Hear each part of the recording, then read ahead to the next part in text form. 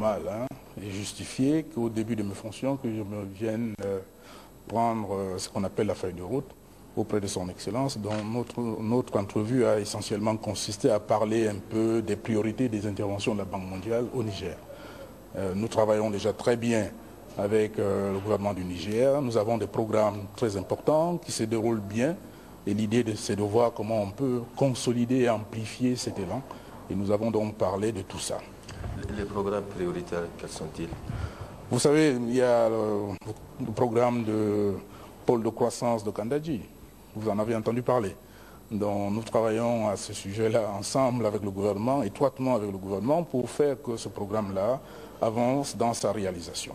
Et nous travaillons sur les questions relatives à, n'est-ce pas, également au développement, n'est-ce pas, de la construction du barrage, la mise en eau et puis le développement du périmètre irrigué qui vont être réalisés dans cet espace. C'est un programme important, c'est vraiment 45 000 hectares de terres agricoles à irriguer à terme, une production électrique de autour de 135 MW, donc ça va vraiment transformer les conditions, n'est-ce pas, de l'activité économique au Niger. Donc c'est pour ça qu'on appelle ça un pôle de croissance, parce qu'on pourra développer autour de Kandadji un certain nombre non simplement d'activités de production agricole, mais également de la transformation de produits agricoles.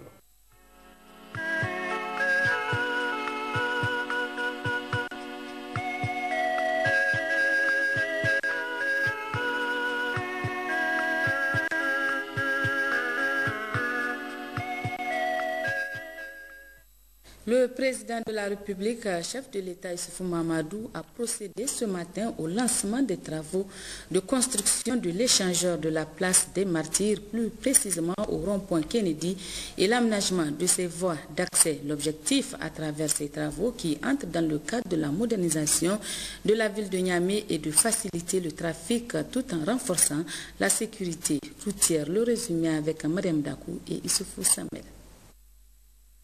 Après la réalisation du premier échangeur inauguré il y a de cela quelques mois, ouvrage ayant contribué à rendre fluide la circulation autour du boulevard Malibéro, il est aujourd'hui question pour les autorités nigériennes de s'attaquer à un autre chantier non de moindre, celui du rond-point Kennedy, appelé également place des Martyrs. Voilà à quoi ressemble la place des Martyrs à la date d'aujourd'hui. Voilà à quoi ressemblera la même place 24 mois après les travaux.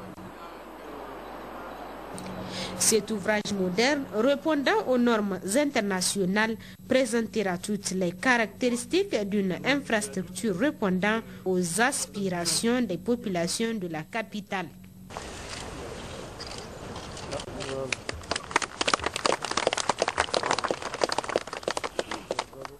Le lancement des travaux de l'échangeur Place des Martyrs s'inscrit dans le cadre de la mise en œuvre du programme Niamey-Niala, un programme affirmé des autorités de la 7e République. Je voudrais, au nom du personnel du ministère de l'Équipement, de toutes les parties qui ont pris part à l'aboutissement de ce projet et à mon nom propre, adresser mes sincères remerciements à son Excellence M. Issoufou Mahamadou, président de la République, chef de l'État, pour avoir bien voulu accepter de présider la présente cérémonie. Mesdames et Messieurs, honorables invités, la construction de l'échangeur de la place des Martyrs, outre qu'elle va jouer un rôle déterminant dans la régulation du trafic de la capitale, rentre aussi dans le cadre du projet d'aménagement de la corniche, longeant les quartiers Yantala, Terminus et Kamkale, situés à la rive gauche du fleuve, visant à offrir aux populations un cadre plus attractif avec le développement des activités commerciales et touristiques. S'agissant de la circulation, ce carrefour jadis appelé rond-point Kennedy est un croisement des voies génératrices d'un important trafic vers ou en provenance des zones résidentielles, administratives, commerciales et d'activités diverses se trouvant sur les deux rives du fleuve Niger. Il est aussi, dans un passé récent, le passage obligé de toutes les marchandises en provenance des ports de Lomé, Accra et Abidjan. Le port Kennedy, ou rond-point Place des Martyrs, reste aujourd'hui Encore, le véritable raccourci pour la population de la ville de Niamey pour joindre les deux rives du fleuve et surtout le centre-ville qui demeure le pôle principal des activités commerciales. La construction d'un échangeur à cet endroit se présente comme la solution optimale pour éviter tout conflit en séparant les différents circuits de circulation, garantissant ainsi une fluidité satisfaisante du trafic. Plusieurs travaux connexes sont prévus dans le cadre de la construction de cet échangeur. Les travaux seront exécutés dans un délai contractuel de 24 mois et comportant les grandes masses suivantes. Le corps de l'échangeur proprement dit, le carrefour giratoire noyau de l'échangeur, les voies d'accès latérales, les travaux d'aménagement de la corniche de Gamkale en 2x2 voies, le boulevard KI 87 reliant le deuxième point à la route de Saï, totalisant une longueur de 4,1 km couplée de bandes cyclables. Les travaux d'assainissement, les travaux d'éclairage public, les travaux de déplacement, de confortation et de réservation des réseaux divers, eau, électricité, téléphone, les travaux de signalisation verticale et horizontale, la mise en œuvre des mesures environnementales et sociales. Le gouverneur de la région de Niamey a mis à profit le lancement de ces travaux pour rendre un vibrant hommage au président de la République, chef de l'État, pour cette initiative louable. Ce projet, conçu à en point T, un des grands projets Niamey-Niala, financé entièrement par le budget d'investissement de l'État du Niger, grâce à la volonté et à la détermination sans faille du président de la République, son Excellence, M. Issoufou Mahamadou. Monsieur le Président de la République, il me plaît de vous présenter les chaleureuses félicitations de la population de Niamey, à vous et à votre gouvernement, pour l'attention toute particulière que vous ne cessez de manifester à l'endroit de notre région dans le cadre de ce projet qui vous tient tant à cœur, j'ai nommé le projet Niamey-Niala. Il est à noter que ces travaux d'un coût global de plus de 26 milliards de francs CFA sont entièrement financés par l'État nigérien. Je l'annonçais en titre, la ville de Niamey va bientôt avoir sa toute première gare ferroviaire. Cette infrastructure entre dans le cadre du projet de la boucle ferroviaire ouest-africaine et le gouvernement vient de décider de son emplacement précisément au niveau de la ceinture verte. C'est un dossier de Moussa Yahya et Abdoulaye Hamid. Depuis la pose des tout premiers rails en Afrique de l'Ouest durant la période coloniale, le Niger faisait partie du projet de la régie de chemin de fer de l'AOF. Mais le train annoncé n'est jamais arrivé au terminus. Il a fallu près d'un siècle d'attente pour que le président de la République Issoufou Mahamadou, fraîchement élu, fasse de la question une de ses priorités. Sous son impulsion, les chefs d'État de 5 pays de la sous-région se sont réunis le 16 octobre 2013 à Ouagadougou en marge d'un sommet de l'OHADA en vue de remettre sur la table la question de la boucle ferroviaire. Puis Issoufou Mahamadou et ses pairs sont passés à la vitesse supérieure en novembre 2013 grâce à une entente tripartite à Cotonou au Bénin. Cette entente entre l'État du Niger, celui du Bénin et un partenaire stratégique, le groupe Bolloré, a dessiné le contour de la réhabilitation, de la construction et de l'exploitation du tronçon Cotonou-Parakou d'Osso-Niamey. Et c'est dans ce cadre que le Conseil des ministres du vendredi dernier a adopté le projet de décret portant déclassement de 3 hectares dans l'emprise de la ceinture verte de Niamey, cela en vue d'y construire la gare ferroviaire urbaine de Niamey. Une place au niveau donc qui est comprise entre la route, le boulevard Tanimoun et la RNA, donc à l'extrémité nord-ouest de l'hippodrome. C'est un choix en tout cas qui a été mûrement réfléchi, qui a été étudié. Donc au vu de dispositions ou bien des critères qu'ils ont posés pour prendre, en tout cas pour avoir une place à l'effet donc de faire une gare ferroviaire urbaine. Donc il a été retenu cette place-là. Et comme vous le savez, le même boulevard va être entièrement rénové, il va être donc bitumé par 2 fois 2 voies. Donc ce qui fait que, en tout cas, en termes d'emplacement, il n'y a pas meilleur choix. Du fait que non seulement il n'y aura pas beaucoup de casse dans la ville de Niamey, ça c'est un gain important. Cette initiative constitue un pas important dans la réalisation de ce projet, cher au président de la République Issoufou Mahamadou et à tout le peuple nigérien. Et les travaux vont démarrer incessamment. Le rêve sera une réalité, en tout cas les travaux vont commencer incessamment. Et je pense que les uns et les autres, en tout cas, nous aideraient très rapidement à mettre en œuvre cette gare dans la mesure où les travaux sont vraiment imminents. Outre la gare ferroviaire urbaine de Niamey qui sera construite au niveau de la ceinture verte, une autre est prévue sur la route de Filengue pour le transport des marchandises. Le parachèvement de ce projet permettra de désenclaver notre pays et favorisera l'intégration économique de la sous-région.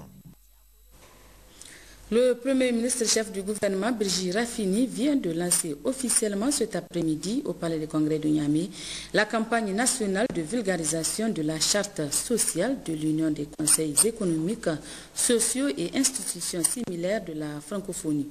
Compte rendu Seine Soumaïla Ibrahim et Isaac Issa.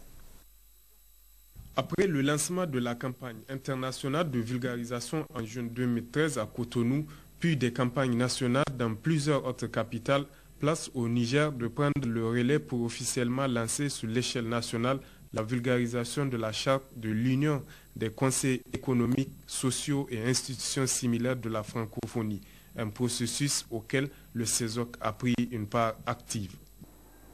La vulgarisation de la charte sociale de l'ICESIF participe de notre nouvelle démocratie. Ainsi, les droits fondamentaux, économiques, sociaux, culturels et politiques, civils et environnementaux contenus dans la dite charte feront l'objet d'explications et de discussions aussi bien dans les régions que dans les départements. Il sera aussi organisé un séminaire au profit de la société civile, suivi d'une journée parlementaire. Des ateliers d'information, sensibilisation seront également tenus au profit des magistrats, des défenseurs des droits humains, puis au niveau des 4 universités et des grandes écoles. Ces forats constituent, à nos yeux, la plus grande opportunité pour être à l'école des populations et la méthode participative la plus efficace. Cette démarche permettra en effet de mieux appréhender les préoccupations des populations et de faire en conséquence à l'exécutif et au Parlement les recommandations qu'appellent leurs attentes. Justement, l'exécutif, par la personne de son chef, Birji Rafini, s'est fait le devoir de souligner les véritables contours de cette charte sociale. Comme on peut le constater, la charte sociale ne crée pas de nouveaux droits, mais elle constitue un cadre référentiel qui aide à observer, évaluer et proposer des voies d'amélioration de la mise en œuvre des droits économiques, sociaux, culturels et environnementaux. Cette charte est un excellent outil de veille qui doit aussi contribuer à la promotion de la diffusion du droit et l'accès à la justice, tel que prescrit par notre loi fondamentale. Mesdames et messieurs, la prise en charge effective de tous les paramètres liés à la protection et à la promotion des droits humains est un défi que se doivent de relever les États et gouvernements membres de la francophonie.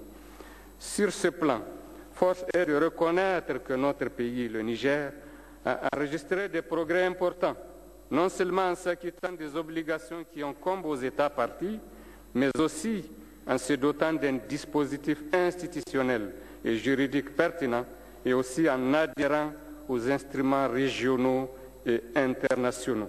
Au Niger, c'est le représentant de l'Union européenne, puis le président de la Commission nationale des droits de l'homme qui étaient les premiers bénéficiaires de cette charte de l'ICESIF en phase de vulgarisation.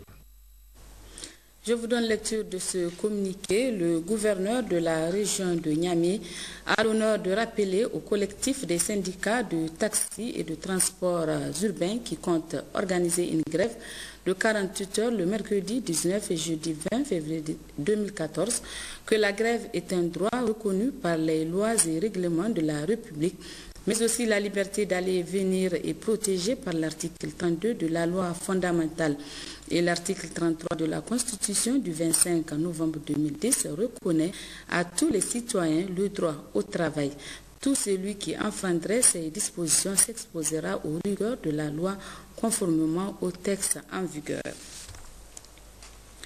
Deuxième communiqué, suite au préavis de grève lancé par certains syndicats du secteur des transports, le ministre des Transports, la ville de Niamey et la Sotrini ont l'honneur d'informer la population de Niamey que des bus des sociétés assurant le service régulier de transport interurbain de voyageurs seront mis en circulation le mercredi 19 et le jeudi 20 février 2014. Cette action vise à assurer la continuité de la mobilité des populations dans la ville de Niamey. Et par rapport justement à cette grève des conducteurs de taxi, nous recevons ce soir sur ce plateau le maire président du conseil de ville de Niamey, M. Seydou Hassan. Bonsoir, M. le maire central. Et quel commentaire faites-vous après lecture de ces deux communiqués? Bonsoir, madame. Merci, madame. Merci, Télé Sahel, pour l'occasion que vous m'offrez pour donner des éclaircissements sur ces deux communiqués émanant du ministère des Transports et du gouvernorat de Niamey. En effet, le Synco Taxi a initié un mouvement de grève pour les mercredis 19 et jeudi 20 février 2014.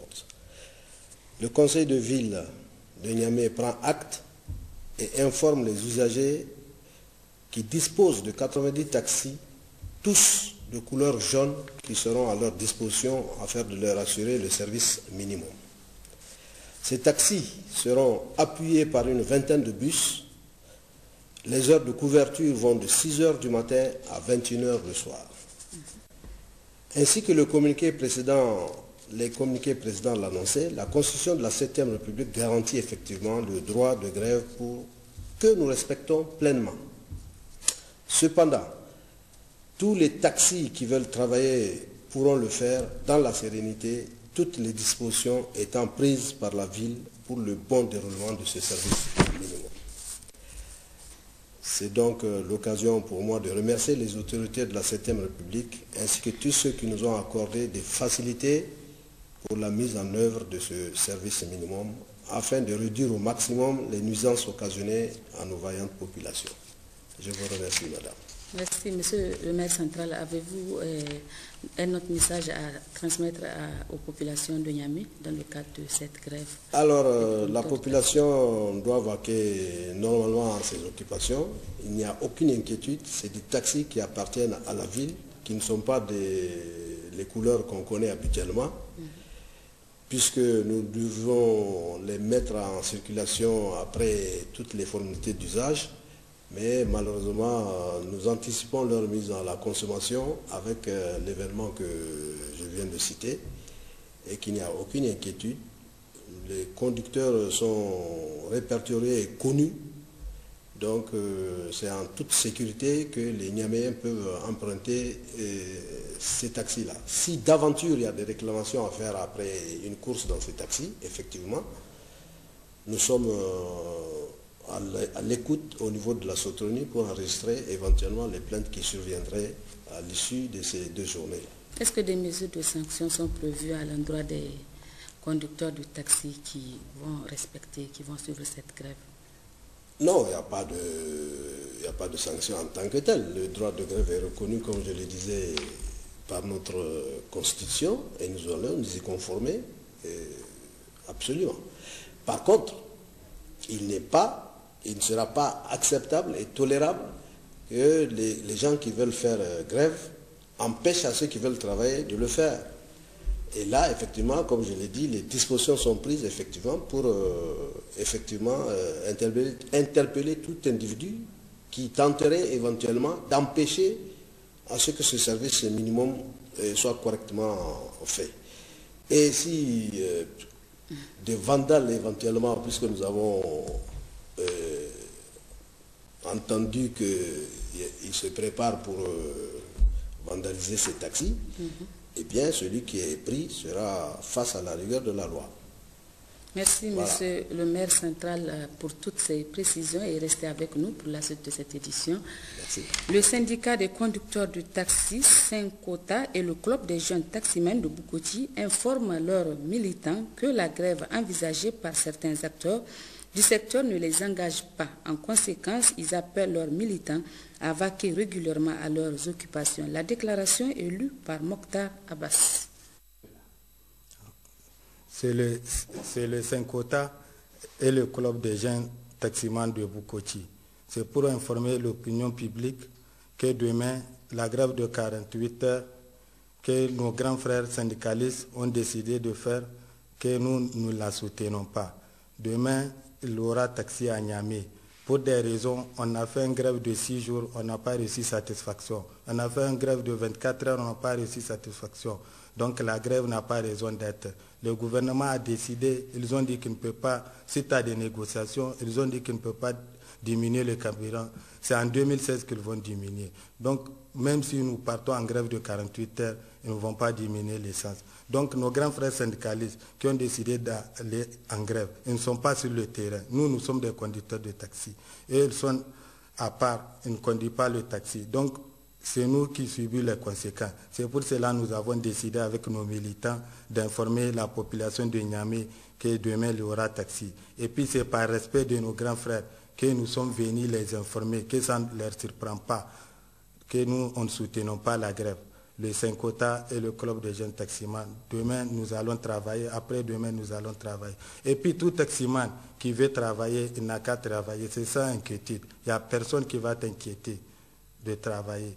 Si la personne veut travailler, il n'a qu'à prendre son taxi et travailler. Il n'y a aucun problème. Je vous remercie. Suite de cette édition, après la décision de la justice qui a jugé irrecevable la requête de l'aile Albadé suite à la décision de leur exclusion du parti MNSD Nassara, leurs avocats viennent de faire appel ce matin, d'où ce point de presse pour apporter des éclaircissements nécessaires sur l'évolution du dossier. Effectivement, hier je vous disais que la décision qui a été rendue par le juge de référé était une décision provisoire et qui ne s'est pas prononcée. En ce sens que le juge a relevé qu'en l'état, notre requête ne peut être reçue parce que, selon lui, on n'a pas observé une disposition des textes du parti, notamment l'article 85. Or, dans les pièces du dossier qui ont été versées, il est apparu un rapport de la commission en question qui a été saisie. Et ces pièces ont été fournies par le conseil même de leur parti. Or, à notre grande surprise, quand on a vu ce rapport, donc il était nécessaire pour restituer la situation qu'on puisse interjeter appel et saisir le deuxième degré pour que le juge puisse se prononcer sur le mérite de notre appel. Et c'est ça qui a justifié que nous ayons interjeté appel. Ce matin, on a notifié ça au siège du parti. Donc on a interjeté appel parce que nous avons estimé qu'il y a un rapport, donc on ne peut pas nous reprocher que la commission n'a pas été saisie. Maintenant, même si ce rapport est un rapport qui est sujet à plusieurs interprétations, mais toujours est-il que les dispositions du parti ont été respectées. Donc, en interjetant appel, nous estimons que le juge d'appel va restituer les choses dans leur véritable contexte. Et en plus, une décision d'irrecevabilité ne veut pas dire qu'on a dit qu'une partie a gagné et l'autre partie a perdu. C'est irrecevable en l'état. Ça veut dire qu'on peut revenir si la situation a été corrigée. Or, déjà, il y a une pièce qui montre que cette même commission a été retenue. Donc là, il y a une appréciation qu'il faut porter à nouveau devant le juge d'appel. Et donc, c'est pour cela que nous avons interjeté l'appel. Et je pense qu'à ce niveau, avec ces éléments, peut-être dans le mérite de l'appréciation de notre appel, le juge va trouver maintenant à rentrer dans le dossier et à examiner le bien fondé de notre demande. Et pour tirer les conséquences de la décision du juge de référé, il a expliqué tout à l'heure en disant que lorsque la décision a été prise, le juge a déclaré la requête irrecevable. Ça veut dire qu'on a renvoyé les parties au statu quo, c'est-à-dire que au statut d'avant la saisine du tribunal. Ça veut dire que toutes les parties sont au même pied d'égalité, chacun peut continuer à intervenir, parce que le juge n'a pas dit que c'est une elle qui a raison et c'est l'autre elle qui a tort. C'est-à-dire que c'est au statu quo ante. Maintenant, le litige est transporté devant la cour d'appel qui va statuer et sur le droit par rapport à la saisine et sur les faits qui se sont passés. Vous avez compris? Donc, c'est-à-dire qu'une partie a raison, une partie a tort et l'autre partie ne peut pas parler ou bien l'autre partie peut parler, ce n'est pas ça la conséquence de la décision d'irrecevabilité. Le juge a déclaré la requête irrecevable en l'état. Ça veut dire qu'il ne s'est pas prononcé sur le fond. Ça veut dire que les parties sont sur le même pied d'égalité avant la saisine. Maintenant, à partir de l'appel que nous avons fait ce matin, ça veut dire qu'on a transporté le litige devant le juge d'appel et le juge d'appel va trancher par rapport à cette question, qui va continuer à parler au nom du MRSD Nassara, entre les deux ailes. Donc je pense que c'est peut-être un problème d'incompréhension qui a fait que on n'a pas compris, mais les parties sont à l'état jusqu'à la décision de la cour d'appel. Le ministre d'État, ministre de l'Agriculture Abdoulaye Boua a effectué hier une série de visites sur les aménagements hydro-agricoles de Djambala et Lougabou dans la région de Tillabéri. Il était accompagné des autorités administratives de Tillabéri, du coordinateur régional 3N et des cadres centraux et régionaux de l'agriculture. Compte rendu Abdoulaye Soumana et Jibonou. La première étape de cette série de visites a conduit le ministre d'État, ministre de l'Agriculture Abdoulaye Boua et sa délégation sur l'aménagement hydro-agricole de Djambala. D'une superficie de 581 hectares, cet aménagement est mis en valeur par 1975 exploitants, dont 13 femmes qui pratiquent la riziculture et le maraîchage. La deuxième étape a été l'aménagement hydro-agricole de Gabou, d'une superficie de 800 hectares. Cet aménagement a été réalisé dans le cadre de l'exécution des travaux du barrage de Kandadji. Le ministre d'État, ministre de l'Agriculture Abdoulaye Boua situe ici le but de son déplacement et le constat qui s'est dégagé après toutes ces visites.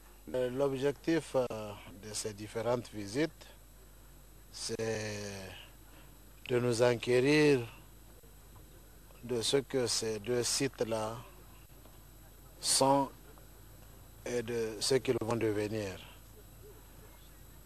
Il se trouve que malheureusement, le constat que nous avons fait est très négatif, très désolant. À un moment où, comme vous le savez, le gouvernement fait des pieds et des mains pour faire de la sécurité alimentaire son cheval de bataille, à un moment où nous comptons à partir du barrage de Kandadji, emblaver 45 000 hectares d'aménagement hydro-agricole. Le constat que nous avons fait, c'est qu'il reste beaucoup à faire, pour ne pas dire que pas grand-chose a été fait. Et de part et d'autre, nous avons constaté que vraiment, à un certain moment, on a obligé les populations à occuper les parcelles.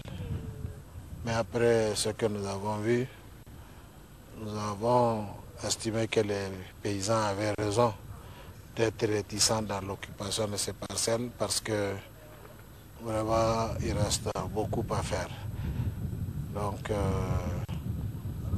le rapport que nous allons faire au gouvernement, c'est un rapport dans ce sens pour que nous fassions du bon travail, que nous remettions des aménagements et des parcelles réalisés dans les règles de l'art aux populations, à nos valeureux paysans, afin qu'ils puissent les exploiter avec le maximum de réussite. Nous allons prendre les dispositions afin que ces populations soient sécuriser ces laborieuses populations, parce que nous avons vu des populations qui veulent faire venir de l'eau avec des dabas tellement elles sont exaspérées par ce manque d'eau, par le comportement de nos agents. Vraiment, c'est une situation très catastrophique. Mais Dieu merci, avec la visite que nous avons effectuée, nous avons un peu parlé avec les populations, mais le gouverneur reviendra dans 2 jours pour convaincre ces populations qu'elles avaient raison et que nous sommes de tout cœur avec elles, que nous ferons en sorte que ce moment de disposition soit prise afin qu'ils travaillent dans des conditions meilleures. Au cours des échanges avec les techniciens et les populations, le ministre d'État, ministre de l'Agriculture Abdou Labo, le gouverneur de la région Assimi Diabri et les autres membres de la délégation ont situé toute l'importance de ces aménagements hydro-agricoles réalisés à grands frais et leur rôle dans l'atteinte de l'objectif de l'initiative 3N. Les Nigériens nourrissent les Nigériens du président de la République, chef de l'État, Issouf Mahamadou. Cérémonie de réception de matériel roulant ce matin au ministère du Plan, de l'Aménagement du Territoire et du Développement communautaire, réceptionnée par le secrétaire général du ministère en présence du ministre d'État, Amadou Boubacar Sissé. Ce don qui est offert par la Banque mondiale vient en appui au projet d'action communautaire pour la résilience climatique. Aïchat Moukaila est à côté Waglas. 433 280 687 de francs CFA, c'est le coût estimé de cet important lot en matériel roulant offert par la Banque mondiale au profit du projet d'action communautaire pour la résilience climatique. Un geste qui traduit une fois de plus l'excellence du partenariat entre la Banque mondiale et le Niger, mais également l'engagement de cette institution à accompagner l'État dans ses efforts pour le bien-être des populations. Aujourd'hui, dans le cadre donc de l'exécution des activités de ce programme, plus de 18 véhicules ont été acquis et qui vont donc servir justement à renforcer les capacités des administrations, des structures qui sont en charge d'aider justement à la mise en œuvre donc du programme d'action pour la résilience climatique. C'est un programme critique pour le Niger compte tenu donc de la particularité géographique du Niger, mais surtout des effets de changement climatique sur le développement du Niger. Donc ces véhicules, pour nous, groupe de la Banque mondiale, nous attendons plutôt une utilisation directe sur le terrain plutôt qu'en ville. 4 véhicules tout-terrain 4x4 station-wagon, 12 autres 4x4 en double cabine pick-up et 2 véhicules légers berlines. C'est la composition de cette dotation hautement saluée par le ministère en charge du développement communautaire qui a vivement remercié les donateurs. Cet appui, dira le secrétaire général du ministère du Plan, contribuera significativement à l'amélioration des interventions du projet. Ces équipements roulants permettront aux équipes techniques de sillonner la zone d'intervention pour la mise en œuvre efficace des activités du projet. Cette cérémonie est d'autant plus significative qu'elle consacre des efforts consentis dans le cadre de la lutte contre les effets néfastes des changements et variabilités climatiques, ainsi que dans le cadre du processus de mise en œuvre de la stratégie de l'initiative 3N. Les Nigériens nourrissent les Nigériens de son Excellence El Hadj Mohamed Issoufou depuis son installation à la tête de notre pays. Je puis dès lors vous assurer que le gouvernement ne ménagera aucun effort pour honorer ses engagements afin d'amener à bon port le projet. Le projet PAC-RC, il convient de le souligner, est conçu pour améliorer la résilience au changement climatique et à la variabilité climatique des systèmes agro-silvo-pastoraux et des populations afin de leur garantir une sécurité alimentaire. Dans le cadre de la série de grands reportages initiés par Télé Sahel sur le programme de renaissance du président de la République, chef de l'État, Issoufou Mahamadou, nous vous proposons ce soir les réalisations dans le domaine de l'hydraulique en ce qui concerne la région de Difa, un dossier réalisé par Moussa Amani.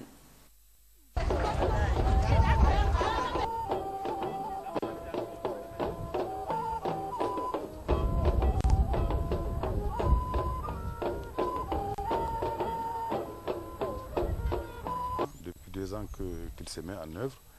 Ce programme a permis de faire un investissement global de 3 519 milliards de francs CFA qui ont permis de faire les réalisations suivantes. Donc, il a été réalisé 185 équivalents points d'eau modernes. Il a été également réalisé 2682 latrines familiales, 20 blocs de latrines scolaires, et également on a mis en œuvre l'assainissement total piloté par les communautés communément appelées ATPC au niveau de 30 villages pour une population de l'ordre de 10 000 habitants. Les 185 points d'eau créés comprennent 4 mini-adductions d'eau potable et 135 puits. Il faut noter également qu'il y a eu la réhabilitation de 67 puits, tous genres confondus, c'est-à-dire puits pastoraux et puits villageois. Donc ainsi ces investissements ont eu comme impact l'accroissement du taux de couverture des besoins en eau potable des populations de 75% à 80,55%, soit une progression de 5,55%, et donc en l'espace de 2 ans. Maintenant, en termes de perspective, le programme, en tout cas, il a été programmé dans le cadre du programme de renaissance de son Excellence le Président de la République pour les 2 années à venir, c'est-à-dire la période 2014-2015, un investissement total de 4 milliards 150 millions de francs CFA qui vont permettre donc de réaliser 200 équivalents points d'eau, 5000 latrines, 50 blocs de latrines publiques et scolaires. En effet, les 200 équivalents points d'eau seront composés de 15 mini-adductions d'eau potable et de 150 puits cimentés. Donc c'est en gros ce qui est prévu, en tout cas pour les 2 années à venir. Donc ainsi, on va escompter atteindre le taux de couverture en eau des besoins en eau potable des populations à l'horizon 2015, donc de 88%. Donc on va progresser un peu de 7%, en tout cas pour les 2 années à venir, avec les investissements qui sont bien sûr escomptés et qui sont des investissements en tout cas acquis et qui vont être effectivement mis en œuvre, donc qui vont être réalisés.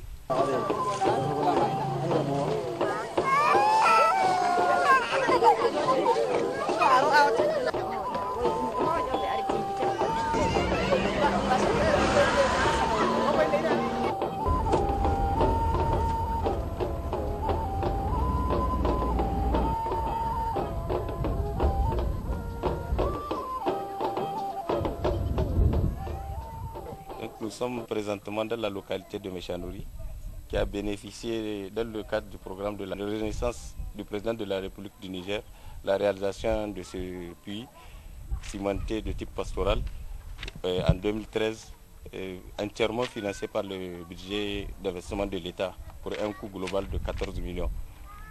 Et ce puits, à la différence des autres, il est composé de 4 réceptacles que vous voyez ici, 4 rigoles de connexion aux abreuvoirs fixes, 4 abreuvoirs mobiles et une colonne de captage double pour un débit de production estimé à 5 mètres cubes heure, et doit desservir une population de 400 personnes et une population animale dont le cheptel, toute espèce confondue, est estimé à 750 têtes de bétail.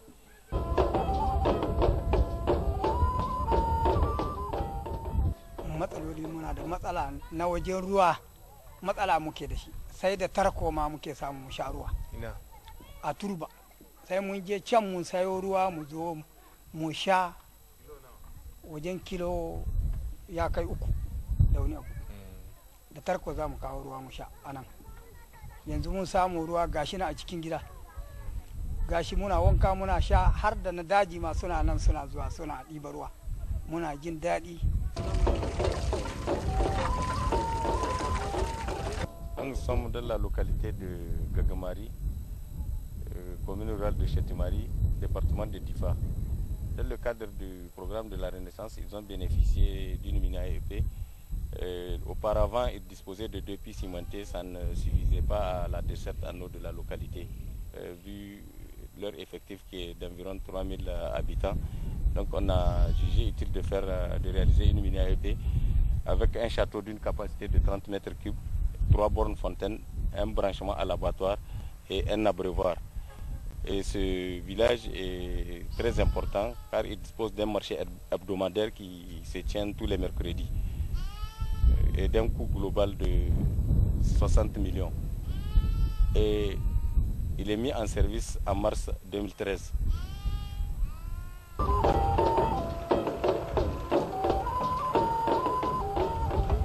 Da babu shato akwai wahala, amma da yanzu kuka samu shato wahalar mu ta rage. Da he mun tahi rijiya, kuma akwai salte da yawa da yake in kana sa gugan akwai salte da yawa da yake bi yana shiga. Yanzu amma kuma ruwan famfo babu dauda, kuma muna shan ruwa tsararre. Yanzu kuma wahalar mu ta rage, ko yara ne in suka zo ma tana kai mana ruwa, amma in a rijiya ne in ba mu muka tafi ba akwai babban matsala, akwai hatsari da yawa a rijiya. Jika yar tulur yar yakwa jika fiakwa ya je banki rosa lafi yana kurma yar raku ala ya je fi yana yar yakwa ya je fi yana. Maintenant, ils ont commencé le travail ici 6 mois. Dans 6 mois, ils ont 730 000. Ils ont fait le versement à la banque. Maintenant, ils ont dans sa main 600 000. Aujourd'hui, il va les verser dans leur compte à la banque de Difa. En total, 1 330 000. C'est comme ça, dans 6 mois. Ah, non, il y a un panier. Ça, banade, abimana d'embar, Wolja. Na adien kwa leni ngoni kudia jarande di. Awla mahala la na alan. Pompom be wakaja leni ngoni ici.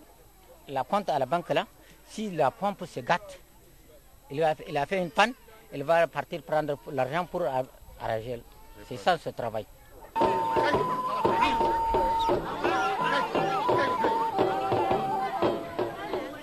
Nous sommes à Boudoum, un village de la commune de Méné-sur-Roi, département de Méné-sur-Roi. Le village est estimé à 2000 habitants.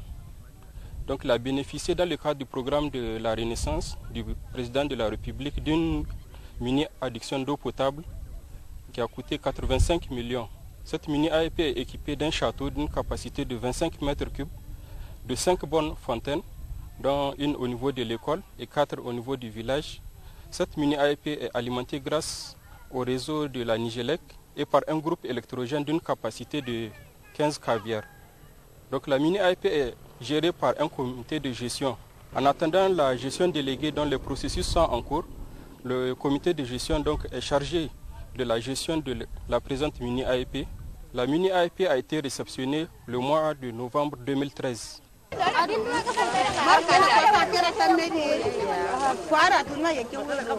Yanzu dakin muna jin wannan ruwa. Da muna shan wannan ruwa. Me dauda jikin muna shan wahala. Amma yanzu mun gode wa Allah. Gashi nan muna shan ruwa mai tsafta ba sai mun sha wahala ba, karkarin mu zo kai mu dauka mu tafi. Amma da sai mun ja jikin mu yayi ciwo, hannun mu yayi kanta. Ko da idan mun sha ruwa duk tsutsotsi muna gani mun yabo wani kashin kadangare fara me duka ciki. Sai mun sa rariya mun tace, mun sa tsumma mun tace. Amma yanzu san barka ga nan muna iba mai a famfo mai kyau kawai da zamu sha mu da yaran mu jikin mu yi kyau.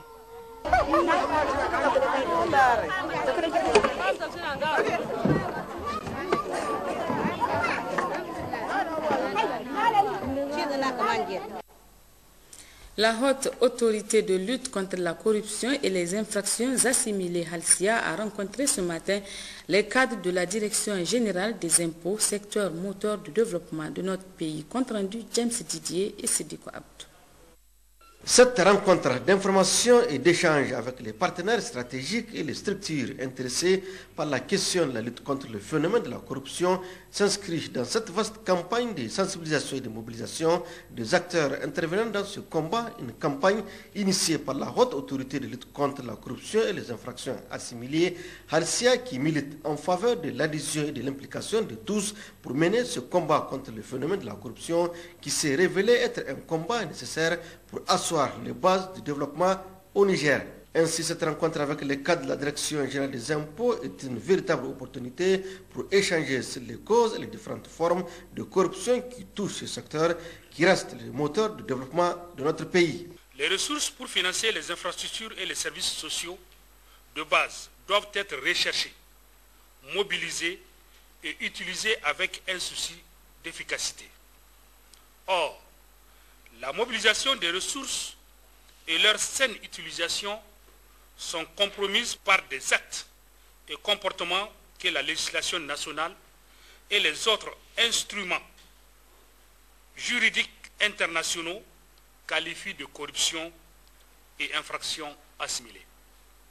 Il apparaît dès lors que la lutte contre la corruption est une affaire qui nécessite l'adhésion et l'implication de tous.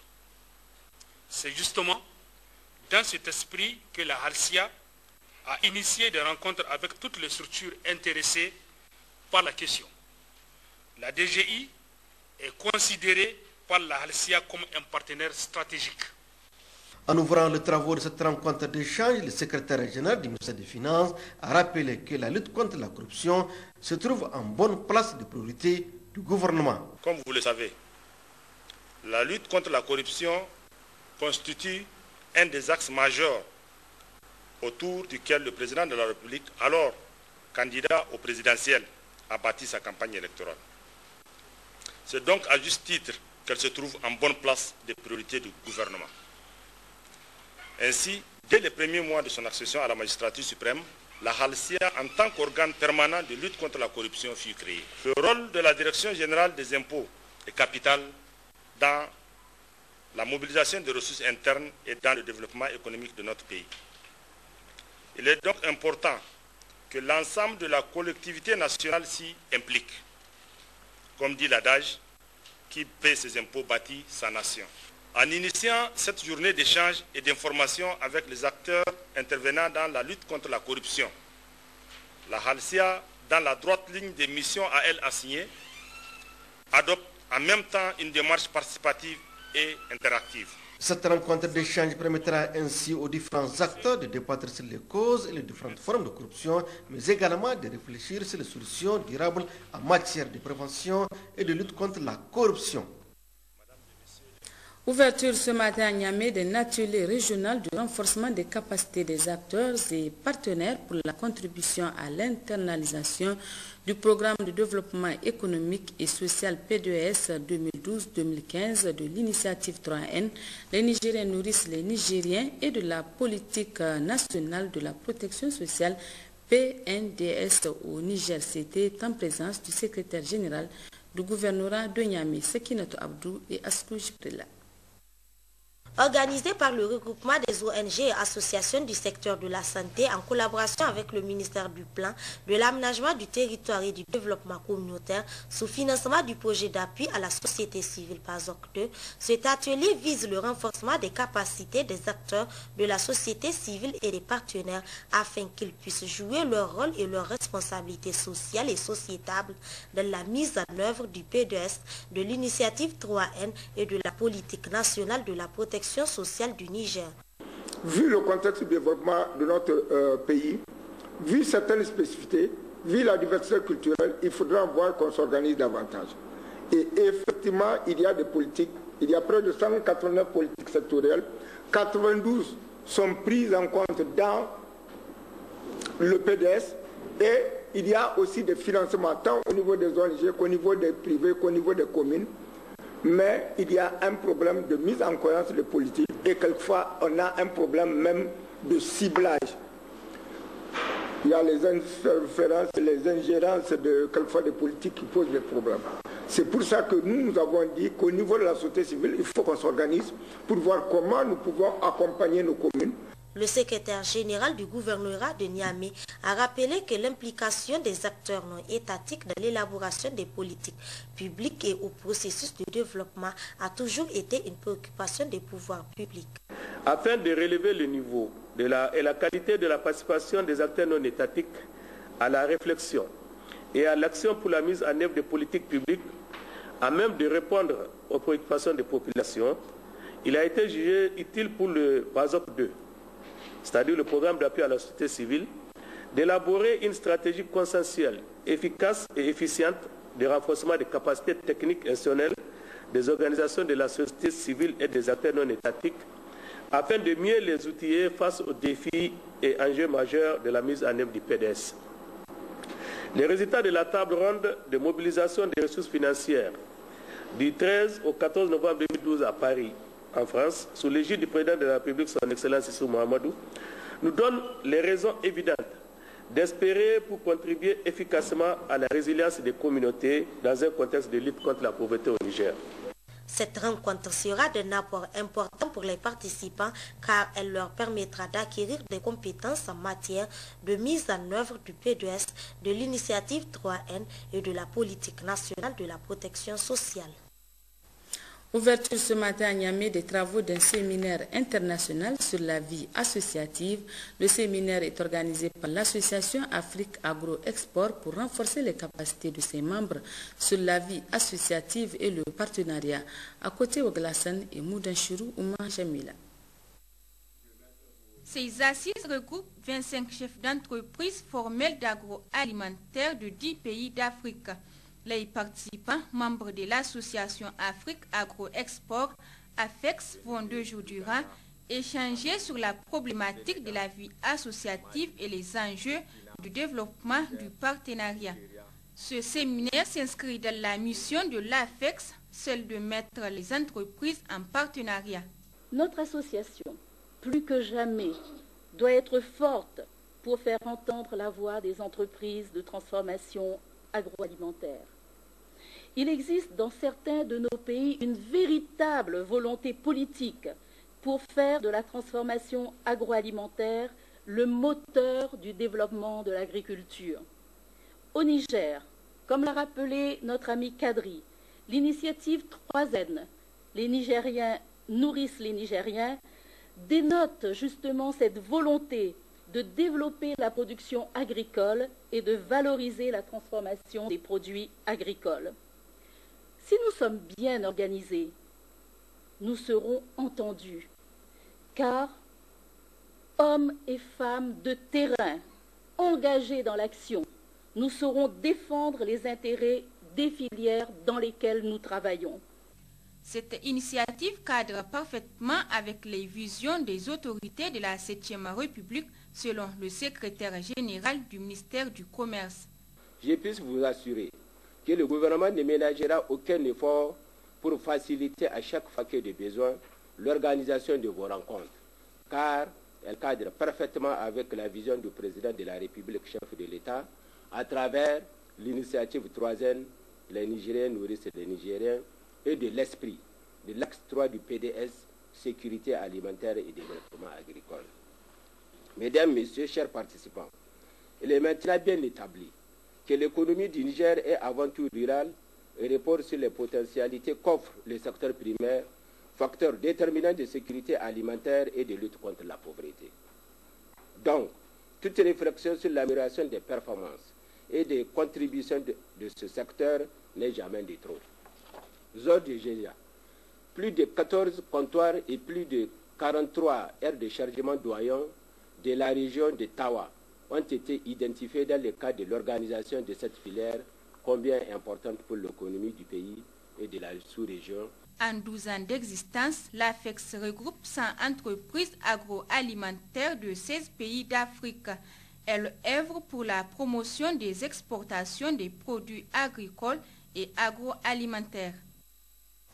Cérémonie de lancement du programme de formation continue 2014 ce matin à l'École nationale de santé publique de Niamey, un programme initié par l'INSP en partenariat avec l'ONG FUDEN et la Fondation Taïza. Compte rendu Guy Mathieu et Issoufou Nomo. Pour accomplir sa mission, à savoir le perfectionnement des cadres élémentaires et moyens de la santé publique et de l'action sociale, l'INSP organise depuis 2008 en partenariat avec FUDEN et grâce au financement des différents bailleurs de fonds, de cours de formation continue de courte durée pour les enseignants de l'INSP et encadreurs de terrain. C'est dans ce cadre que s'inscrit le lancement de ce programme de formation continue 2014 à l'INSP de Niamey. L'INSP de Niamey et celle du Zender disposent dorénavant de technologies et de matériel pédagogique pour l'éducation à distance et pour le soutien de la formation continue des enseignants, sages-femmes et infirmiers de notre système de santé. Une salle informatique et une plateforme virtuelle, toutes deux équipées et fonctionnelles. Plusieurs séries de formations continues pour les enseignants, les encadreurs de terrain de stage ont d'ores et déjà été effectuées. Au regard de ce nouveau partenariat, vous avez bien voulu négocier et sceller avec la Caixa pour le financement de ce nouveau projet pour l'année 2014. Je voudrais réaffirmer toute notre gratitude et notre engagement pour le soutien et l'accompagnement de la mise en œuvre de ce projet. Le partenariat entre l'ONG FUDEN et l'NSP de Niamey s'est développé grâce au financement de l'Agence espagnole de coopération internationale pour le développement. Le programme aura un coût total de plus de 84 millions de francs CFA, dont 64% seront financés par la Caixa, 18% par FUDEN et 14% seront constitués par la contribution de l'INSP de Niamey. Le programme a pour but le renforcement des capacités de l'École nationale de santé publique de Niamey à travers la formation continue et virtuelle. On va renforcer les compétences des encadreurs de terrain qui assurent l'encadrement des élèves de l'NSP sur les terrains. Et de l'autre côté, on va renforcer les compétences de l'UNESP en tant qu'école mère. C'est un programme qui a un coût total de 84 millions de francs CFA qui va assurer la formation de presque 200 professionnels, agents de santé, encadreurs de terrain de stage sur 7 sessions de formation dans des thèmes si importants comme la prévention et le traitement du paludisme, les diagnostics et le traitement de la tuberculose, l'assurance qualité des soins de la mère et de l'enfant. Toutes ces formations ont suivi d'éprouver les orientations données dans le plan de développement des ressources humaines en santé. Chaque formation est destinée à 25 professionnels, sauf les 2 qui vont se passer en virtuel.